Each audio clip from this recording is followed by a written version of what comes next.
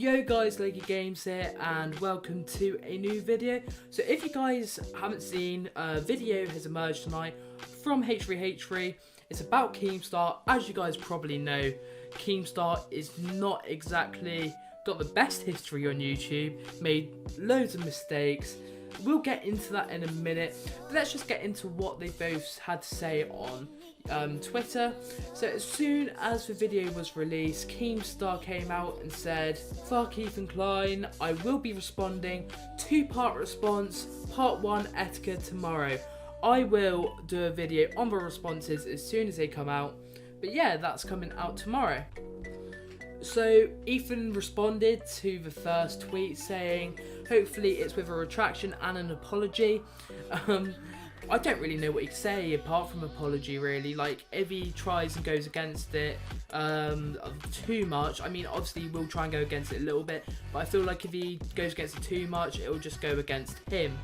So one of Keemstar's fans actually came out and said, "I don't care what Keemstar's done in the past," which is all being completely overcovered. Going to someone's sponsor, blaming them for the suicide of Etika is fucking disgusting. It downplays Etika's personal issues and quite literally puts a bodies on someone's name. I don't care about false allegations of paedophilia. That is one of the topics we will cover when we go onto the actual video.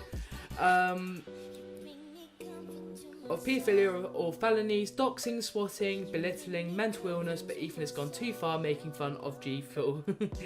And I most certainly didn't blame Keemstar for Etika's death. I think he creates an extremely toxic environment for him and others. I will talk about that in a minute, but I have to agree with him on that point. So guys, I think if you're in Keemstar's shoes, you know what you've said in the past. You know it's going to bite you in the ass at some point. Let's be honest, like, you get celebrities kicked off for saying some mild ill-taste jokes that would have been fine 5 years ago when they posted it, and they get absolutely ripped apart. So I don't think Keemstar can actually be that surprised that his past has come back. It's pretty public knowledge of all things he's done, like the N-word, you know, and all the things we're about to cover. So yeah, I don't think you could be that surprised if I'm being honest. Anyway, let's get into the first point of the video. This was about Payday. If you guys don't know what Payday is, it's a game. They literally released a DLC, which basically meant that they would give 100% of the money that they got for that DLC to Ethan Klein. It's meant to be for their fighting for the case. Well, that's how it's perceived, although Ethan Klein actually debunked this. He got the someone from the company, the person who set all this up, and he said, "Oh, what was the money for?" And then the person from the company was like, "Yeah, the money was completely your guys."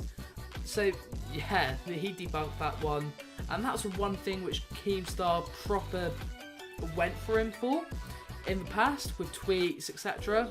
So for the next point in the video, we're gonna have to roll all the way back. This was absolutely ages ago, but basically this was one of Keemstar's proper mess ups. So there was this person, there was this article about this old man and paedophilia, and there happened to be this Twitch streamer who unfortunately looked a little bit like this person.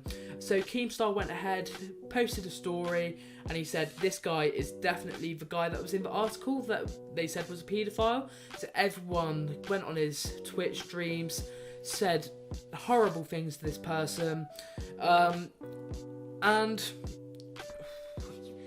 the backlash was insane. Honestly, it was absolutely mental. So the one thing Keemstar actually did to cover this story up, he was like, "I've made peace with this guy, I gave him loads of money, we seem to be friends now."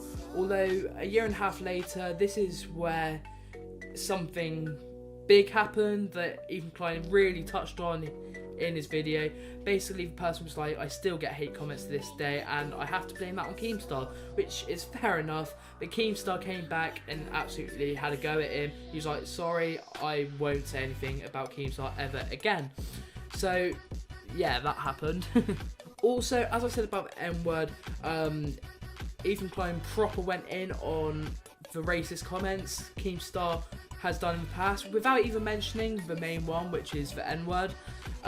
Yeah, he just went in. He also really pushed on Keemstar's opinions about mental health, depression, because Keemstars tweeted a lot saying, or just basically ignoring the fact that it exists and just like very belittling it, which is stupid. I mean, there's so much science behind mental health that you can't be like, it's not a real thing, mate, which he has basically done in his tweets. So as Keemstars, a main man of controversy, roll on a year or two from the last event, he basically got into an argument with this YouTuber, and he actually gave out his personal information and doxed him. If you guys don't know why this is so important, if you dox a Twitch streamer's information, so if you dox a streamer's information, it's quite common for people to phone the police and say that there's a gun at that house, meaning a whole SWAT team comes in, goes into people's houses. It's been done on many occasions. There's compilations out there. It's just stupid. You can get prison time for it, and it is the most stupid thing ever created. So, like the earlier situation where this man got a lot of hate, this next story is very well known.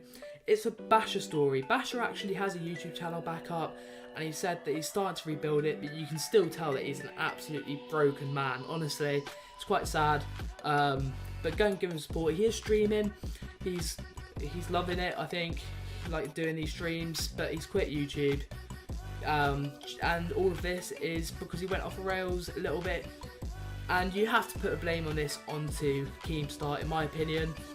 This was another one where Keemstar made false allegations, Basher got loads of hate, and by the time it was like time to reverse the situation, it was just too late. The damage was done. Basher's career was absolutely destroyed.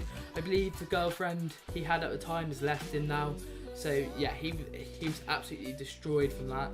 I mean, the next situation also follows along the same lines, which means Keemstar obviously, like, he's a good news host, but he, as I've always said about him, he's a very do first, think later character, and yeah, like this is shown. Basically, if you look anywhere on Twitter, if you type Keemstar Etika, you'll see the tweets. People just post it to him daily saying, because lots of people regard Keemstar as a partial impact for Etika's death. Obviously, there's a lot of other issues there. But still, obviously you can't blame Keemstar for the death, but he definitely did push a lot of agendas and got him to do interviews while he's in a bad state. Yeah, and just things like that. He didn't really regard his mental health. I mean, not that he believes in mental health, as we discussed earlier. I mean, a lot of this video is the same trend. I mean, I think Ethan just outed him for the fact that, well, I think the whole point was to show that Keemstar has no compassion, because he then followed this up, before repeating a couple of his points. He showed the Fuzi video, and he was shouting about Keemstar. He was saying, oh, I had suicidal thoughts because of the pressure you put on me, the false allegations, just, you know, the amount. The thing is with Keemstar, if he falls out with someone, he'll say his point, but then he won't leave it there. He'll go, and then as Ethan like released his DMs, it shows that he harasses pretty much people to get them to slip up, and so he can post a video. Anyway, guys, yeah, it's a mental situation. I will do a video on the apology video. It's just such a mental situation, isn't it? Anyway, guys, I hope you guys did enjoy. I will leave a video here. If you guys did enjoy, please leave a like and subscribe, and I'll see you guys next time. Peace.